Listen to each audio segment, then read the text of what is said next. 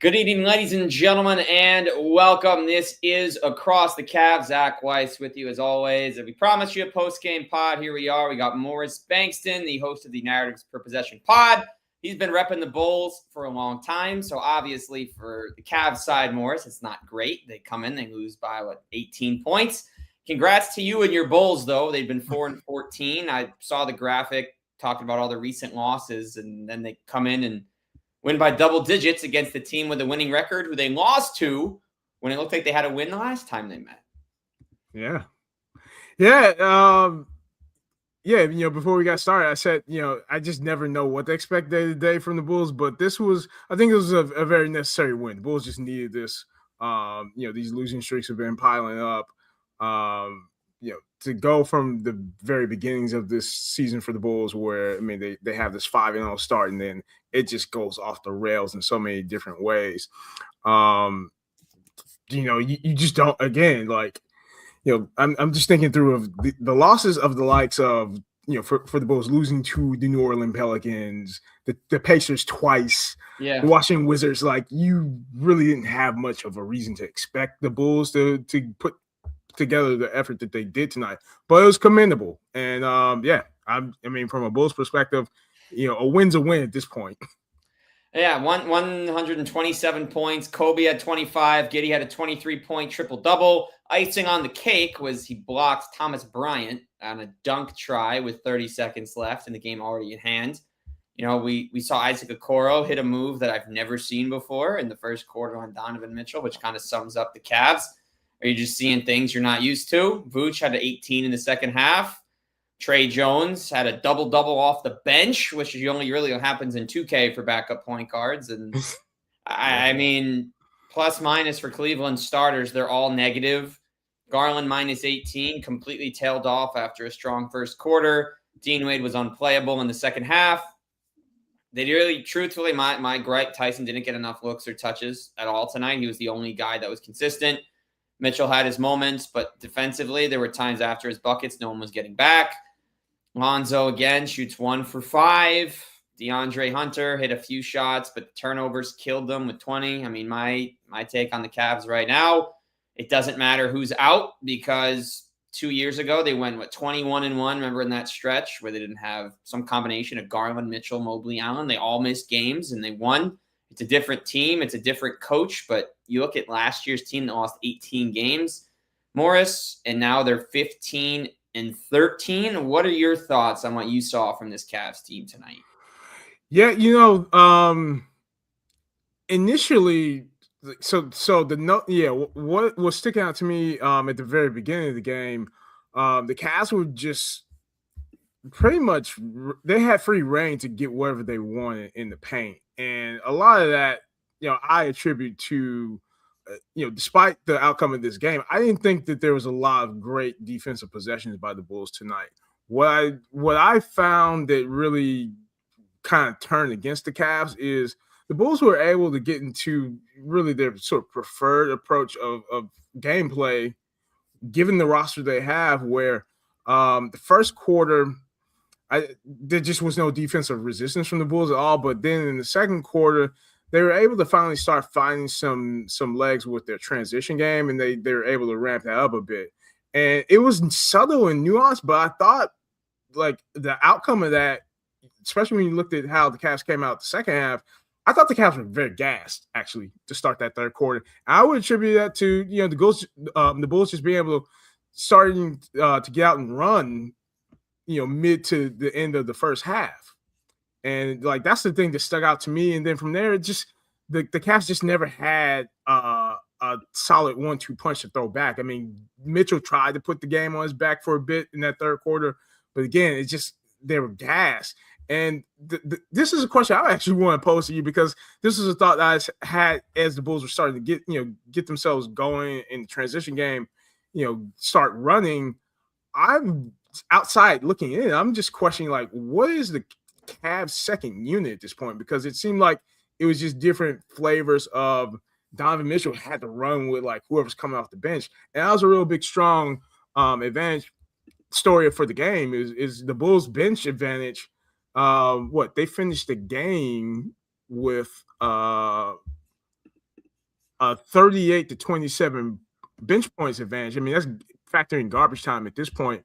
But the note I jotted down from the first half, the Bulls finished that first half 28-11 from their bench scoring. So you saw that was just a stark difference to me in terms of where the Bulls points were coming from in terms of the bench versus the Cavs, where it's like, again, who is that second unit for the Cavs?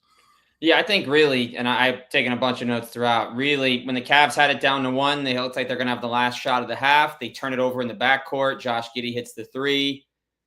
Vucevic comes out, starts the third quarter hot. Okoro gets the layup. I also think the Cavs completely mismanaged their timeouts in this game, and that played a massive role as the game did get away. I hate that the Cavs broadcast doesn't show timeouts. I couldn't find it anywhere. I didn't know how many they had, but it felt like they took about 4 in the first half. Then when they went for the challenge, and I liked the idea to challenge the Allen trying to block Collins, it shows, we're finally going to play tough. They lost that challenge. Again, I didn't know how many timeouts they were working with. It seemed like they were at a deficiency. Both coaches seem to be rushing to take them too early in the game. And so there was that one run you mentioned where the Cavs had a heavy bench lineup. Lonzo had the layup. DeAndre, Poster, Bryant, free throws. Cavs cut it to 6. Bulls scored twice. Don had the 3. And then all of a sudden, all right, the Cavs cut it to 5. It's 7 to start the 4th. And this is the problem with the bench, Morris. This is what I had. My takeaway, early 4th quarter, very first 40 seconds. Lonzo Ball has an open 3. Cavs could cut it to 4. As has been the case, he's shooting 26% from deep. It's got to be the worst percentage ever on this many attempts. It's unfortunate. Our mutual friend here, or maybe our mutual not so friends with how this is going, with all due respect. He overplays Giddey. You saw Josh Giddey was a wide open 3. That brings it to 10. Mm-hmm. Very next possession, other side. Lonzo tries to find Dre in the corner. He put a little too much on it. Another turnover.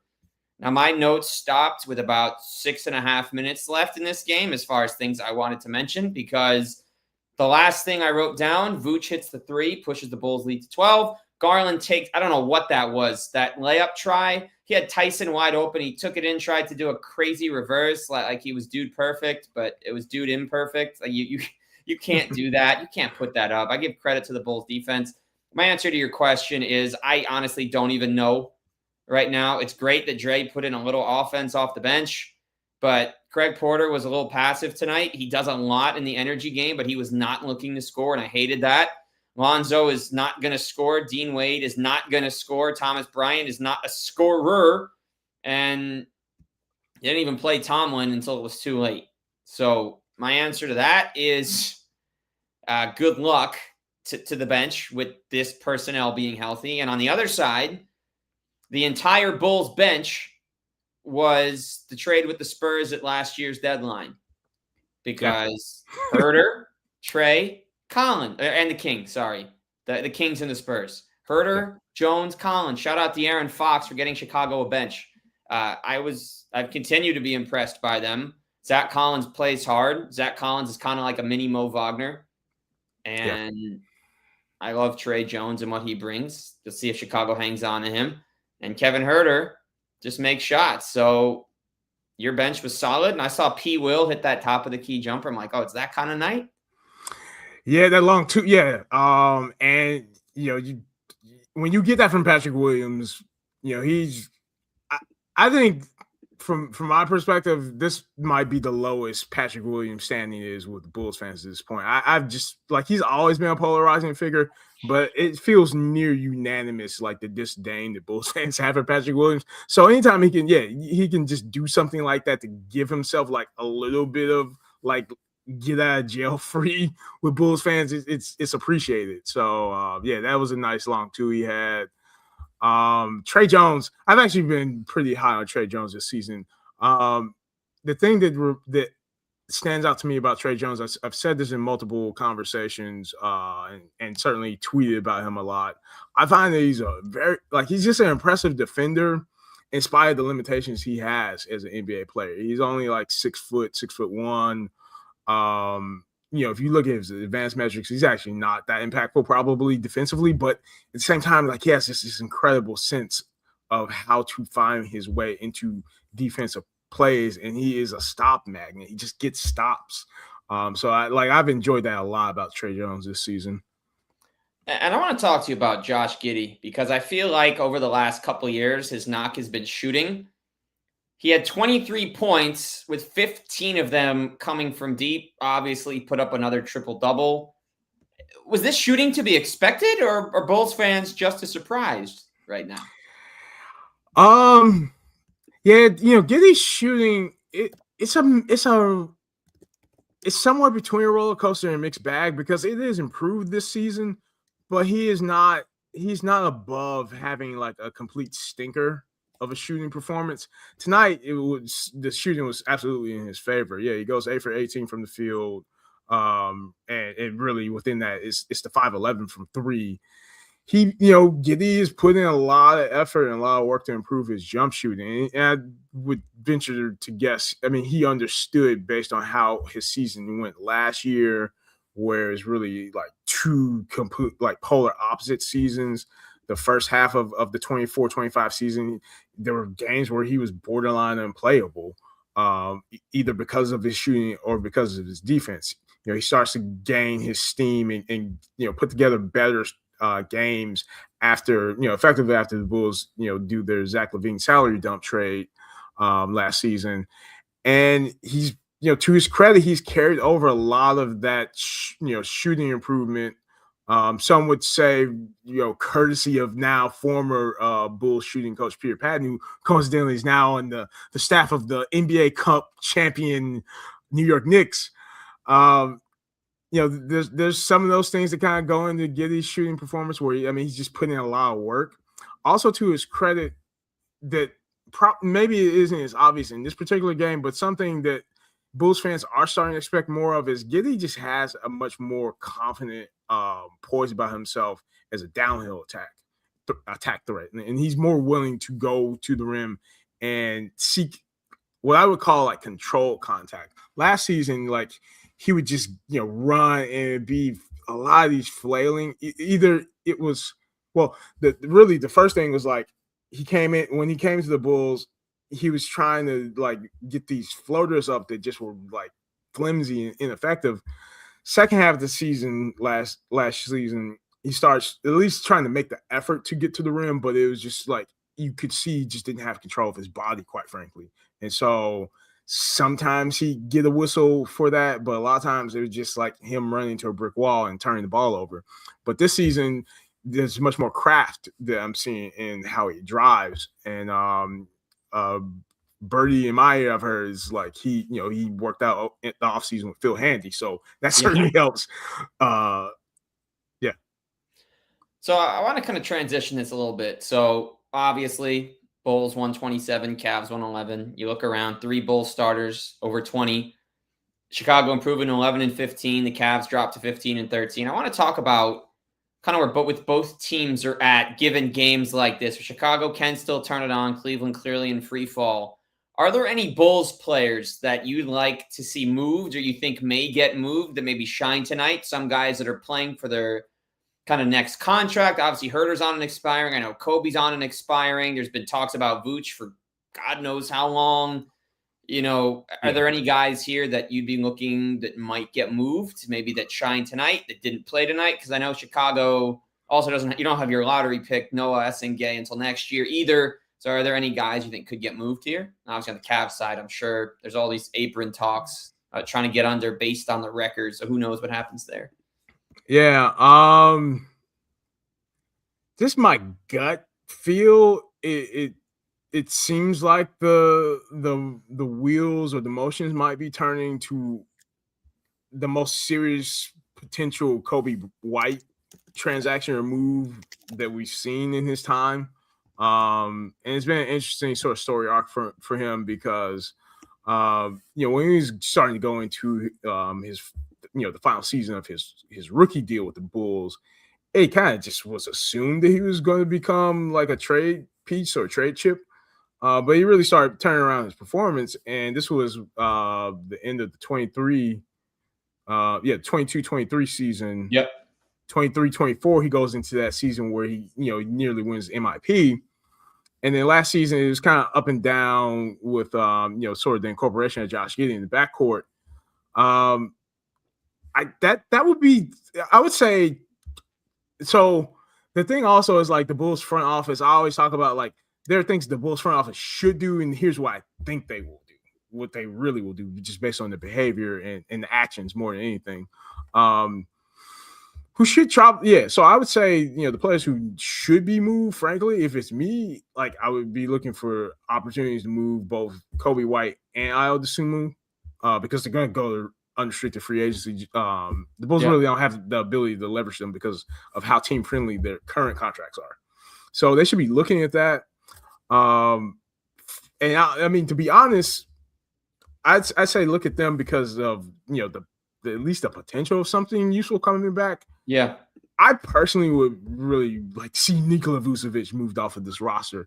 And it's somewhat of it might feel like it's a counterintuitive thing just based on what he just did tonight. But I'm going to say my biggest impression of Vucevic tonight is that his box score is not telling the story of how this game really went for him tonight. Because in a lot of ways, I thought what the Cavs were effective in was actually hunting Vooch like relentlessly. And just when Vooch was on the floor, and I tweeted this, the Cavs offense had an intention about it. And it was very clear that, like, we're going to attack Vooch because if we knock Vooch down, the whole dominoes of all the Bulls defense falls apart with him. Whether it's just manipulating him with dribble drive just to get him out of position of paint and then a cutter back cut Vooch, or if and for some reason, like he kept coming to the action, he kept coming up to the level of ball screens, and that's just automatic. Like somebody's gonna back cut Vooch. That's 2 points right there. And I really was not all that thrilled about Vooch's defense, and I would what doubly underscores that for me is you saw how effective actually the Bulls were when Vooch was off the floor, and they went to these lineups of running zone with both Zach Collins and Jalen Smith together as the bigs. And like, to me, if I had the ability, like if I could actually question anybody in the Cavs locker room, it just seems like there was at least a clear scouting report tonight where it's like Vooch is in the paint, we're going after him. Like the level of cutting and just dribble penetration, the Cavs were just more passive when Vooch was off the floor, and it's like they didn't want to challenge the paint as much. Well, I thought it was interesting, and it's not like Zach Collins is like a super, like it's not like an elite rim protector or like somebody where you're worried about getting swatted. So I just thought that was interesting that like the Cavs really weren't attacking the paint like they were with Vooch on the court. Yeah, no, they certainly were not. I give credit to the Bulls and how they set up. One thing about a coach like Billy Donovan, who's been around as long as he has, there will be nights amidst these skids where it's just like, oh, wow, all right. Yeah, it's that kind of night. Cool. We like that. But, I mean, on the other side, talking about 3/4 of the core four healthy. Allen, 14 and 6, 2 blocks. And he was solid in the minutes he was in. But, again, not enough paint touches, not many lobs, only 1 lob tonight. Garland, 6 of 16 with 3 threes in the first quarter. He shot 3 for 12 over the final 3 quarters of the game. For the 32 points Mitchell scored, still had a negative net, and the defense was not great. Dean Wade mentioned he was just off. Hunter, 4 for 9, but really didn't have an impactful night, all things considered. Nobody on the bench came in and delivered much. Talk about some of the garbage time points. Again, there's really not much here. The Cavs turned it over 20 times. And my question for you, and honestly, I'd love to hear some thoughts. I know you followed the Cavs closely for a long time, Morris, and we've had conversations, and I know you talk about your Gary, Indiana connection, Darius Garland from there, and he's just not been himself with the mix of the injuries and different personnel. Then you have Jared Allen out there as the healthiest big. He has been anything but dominant. He's only had, 2 big games this year. He had the 30-point game early on, but has struggled to be consistent since coming back in the last couple. Could you see the Cavs making a serious trade this year to try to just save money and figure out what the heck they can do to keep Donovan Mitchell happy here? Because after next season, right? Or is it maybe it's the year? I think it's after next season, that they might not have the control that they anymore, and things could spiral if it's going like this right now. Yeah. I wouldn't dismiss that possibility at all of like a Garland trade. And frankly, outside observer as I have been of the Cavs over this whole stretch of really, the new era that began once the Cavaliers acquired Donovan Mitchell. I've always been an admirer of just that big bold move and the roster construction that the Cavs front office is built around Donovan Mitchell, and you've seen it really ripple effect, and I would argue influence the league. I mean, Cavs were one of the first ones where like you're putting all the size out in your starting lineup. I mean, even like the season where you guys still had Larry Markin. It was Larry, Allen, and then Mobley, right? So every day I miss Larry. I love Donovan, miss Larry Markin every single day of the week. Yeah, somehow you had some magic thing where you end up getting Mitchell and still keeping Larry. That would have been a heck of a lineup. That's a dream right there. Yeah. But and I say all that because this is going on 4 or 5 seasons of this now. This is down year 4 now. Yep. You see a clear ceiling.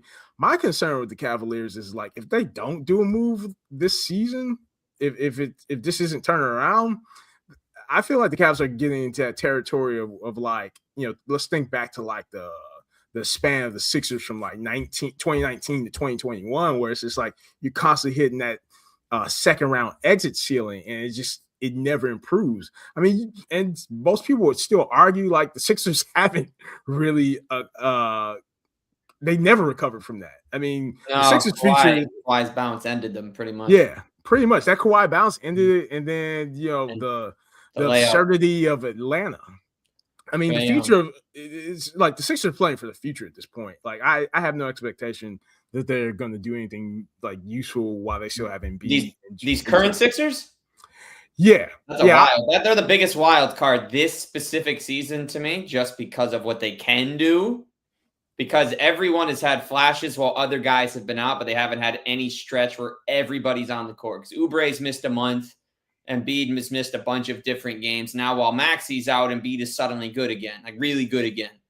And George is actually looking decent again. So, and then other guys are coming in and out. We got to see what that actual lineup looks like when they have everybody. I think that's for them because they, at this point, they might be playing, we might be playing each other in the play as it's going right now. The Cavs might be the Bulls' next feast in the 9-10 game, which is... That's actually really sad to imagine if the Cavs genuinely stay in this area of the play-in, just given that last year they made the Heat look like a 15 seed in the first round in 3 of those 4 games, the way they ended it. And now it's if they played the Heat in a series based on the regular season, and again, they got Norman Powell now. The Heat are a different team, but I think the Heat might even win a series against this Cavs team, which is how far it's fallen with all due respect to that squad. Yeah, and this is the other wild card in the East. The supposedly shadow tanking Boston Celtics are actually not shadow tanking at all. They're actually quite good. And I mean, after the Pistons, my current thing of the East is after the Pistons, I really don't yes, the Knicks are good. Yes, they were in an Eastern Conference final. I'm still I respect the cup to a degree, but I'm not going to I'm not there with the Knicks at this point. Really? Even without Shamet missing Bridges at the end of the game, no McBride, and they're able to beat the Spurs, who had just beaten the Thunder. See, the thing is, but that's single elimination basketball is different from a 7-game series to me, where it's you can get that kind of energy. Can you do that 4 times to win the series? That would be my rebuttal about that. I think beating the Spurs, beating the Thunder, right, is impressive to a degree. I still don't know if the Knicks will find a way to keep it all together for a 7-game series 3 times. That's fair. And I would also like to pose this question, as the Cavs do play the Bulls again. How fun in 2 days. So the question here, Morris, is would you be more surprised if the Cavs come out and win by 20 or if the Bulls beat the Cavs again on Friday? 100%. Yeah, I would be surprised if the Bulls beat the Cavs back to back. It's just that the Bulls have not just demonstrated like really much consistency since that sort of like outlier hot start to the season. Um, as good of a coach as Billy Donovan is and Kenny Atkinson is, I find that the Cavs talent should at least be able to like come up with something as a rebuttal. And frankly, if they don't, that's really to me a big red flag for the Cavs because like the Bulls can get out like the Bulls are not a consistent franchise or consistent roster at this point, and it really shouldn't be something where it's like the Cavs are getting like back-to-back losses hung on them by this team.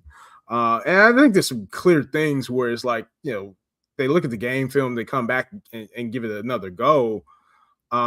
It starts with they have to be to me the Cavs have to, if they want to get the revenge, they have to be consistent with attacking the paint regardless of who's on that court. They have to be willing to challenge and be confrontational in the paint because I just thought again like when Vooch went to the bench, all of a sudden they just became passive. Yeah, certainly. And I think for me, the biggest things I'm looking for is anybody but Mitchell. Tyson at this point is kind of a given that he will show up and he will play good ball, but who else is going to come? It's not part of a. Actually, let me double check here because I might have just said be incorrect before I go and make this point. Okay, yeah. It's not part of a back-to-back, so the Cavs should have their full complement of players, and it's part of a 3-game homestand with the Pelicans and then with the Hornets again. So certainly this was supposed to be the Cavs stretch where, all right, it's great, easy schedule, get some wins. But obviously they barely beat the Wizards, and then they lost to the Hornets and had 0 points in overtime. That clearly bled into tonight in some capacity. But I want to see who else shows up, want to see what the lineup looks like. And I guess with the G League schedule, they couldn't get Livingston or Travers up for this one. They could really use what Larry Nance brings, what Sam Merrill's shooting brings. But I think at the end of the day, even still, injuries do happen, but you're only as good as the sum of your parts. And Morris, it's crazy to me that, and it makes sense with the preseason schedule and how opening night went on ESPN, but the Cavs are going to be playing on Christmas in a week. And it almost feels like we haven't had a team come off the season the Cavs had to then do this in a year where they were slated for such a big spot. Like, I'm genuinely concerned for what that might look like. It could be the coming out party, like the rebound, the get back, but also it could be just Knicks fans all over the TL with the lights are too bright. Yeah. It unfortunately can still work just based on what's happening right now. Yeah, it's I can only imagine how tense it is right now because last season the Cavs were flirting with history. I mean, could have easily been a 70-win team. Yeah, and now what? 15-13, hanging in that play-in area, and we'll see. You know what the issue? They just don't have any small-ish contracts that are decent and can be moved or should be moved. Like, really, there's no reason to move Sam Merrill. He's been one of the best shooters in the league. This hand injury is killing him. Larry Nance is on a pretty low contract, but would you get anything of value? Craig Porter's one of your value guys, but like, look at it. Dean Wade, $6 million a year is when you're only genuinely movable. Tyson's a future spot. Garland's making max money. Allen's making $30 million. You're not touching Mitchell. Mobley's not getting touched either. Hunter's making $25 million. So there are guys in that range that certainly could. You have to go to a team that would have a reason if that's your choice. Strus making about $17 million, but it's 2 years in a row of missing the entire first half of the season. So there's just so many questions. And so ahead of Friday, my biggest thing for the Cavs, they play the Bulls and then they're off for the weekend. They have a back-to-back with the Hornets and Pelicans before a Christmas game with the Knicks. Mars, tell me your thoughts here, but my personal thing has to be, if I'm the Cavs, I'm saying we have to go 3-0 in this stretch. There is no excuse. Anything other than that, and the rumors are only going to get louder. I would agree. Yeah, I mean we're in the unofficial trade season. We're post December 15th, so I mean anything is really fair game. I don't have like Spotrac in front of me right now, but in the event that maybe there might be one or two guys on the Cavs roster who are the January 15th instead of December 15th, losing is going to amplify sort of trade rumors, and a lot of those quote unquote, the teams are monitoring the Cavs right now, as they should, if it's not going to improve. Because this is a franchise that's really, as a result of, again, that bold move of bringing in Donovan Mitchell, it's been living with the weight of championship expectations and not really delivering anything close to that yet. And now, before we wrap up, Morris, closing thoughts on the Bulls win tonight and a prediction for Friday's game. Yeah, I thought a good showing by the Bulls bench. The Bulls were able to get back to some of the sort of the foundational principles they like to put out there every game. I mean, the Bulls would prefer to almost never see a set defense. So they got in the transition. They really opened up the game for them and really allowed them to exercise a lot of leverage, I thought, over the Cavs. So if they're able to repeat that success again, that could be the wild card factor where maybe the Bulls could squeeze out a back-to-back win. I'm not confident in it, to be honest. I would expect the Cavs to, again, look at the tape, figure out a different sort of counter to, those zone looks that were being thrown at them. Kenny Atkinson's a smart guy. And again, there's enough talent on that team. I would expect Cavs figure out a way to win this game by attacking the Bulls zone and really just being relentless in attacking the paint as well. Yeah, I expect exactly the same. My final thoughts for tonight are Donovan Mitchell and Jalen Tyson. Everybody else. Yeah, Tyson impressed me. I think that this is probably the first time I really saw like extended minutes of him. He's a force. And he had 16 and 13 off the bench last game. So he rebounds. Obviously, there's weren't many that fell to him today, but keep getting him the ball. He's clearly a huge part of this future and was a fantastic pick last year. I do expect a Cavs win on Friday, but I don't expect it to be fun. I expect this to be one of those games where the Bulls just keep hanging around because the Cavs can't guard the three-point line this year, and they also can't get good looks for any non-Mitchell guys with regularity since Merrill's been down. So I expect like a 118, 113 win where they have to score 35 in the fourth quarter just to be in that position. Hopefully they do get the win. If they don't, I'm very curious to see that Cavs have players-only meeting posts that obviously probably has already happened, but it's going to, whatever it is, Chris Haynes and Shams, and these reporters in the NBA do a very good job of keeping us informed about what's happening, but I just feel like someone somewhere is foaming at the mouth, getting ready to post a Cavs have players-only meeting, and just get everybody reacting and clicking because they're curious what's going to happen. It's only going to fuel the trade rumors, which is going to lead to our 6 trades on February 4th, right before the deadline. Yeah. Yeah. Something. I just don't see a world where the Cavs can just like stand pat at the trade deadline. It's just the stakes are too high. And at the same time, I feel like the East is just, it's too wide open for them not to go after it.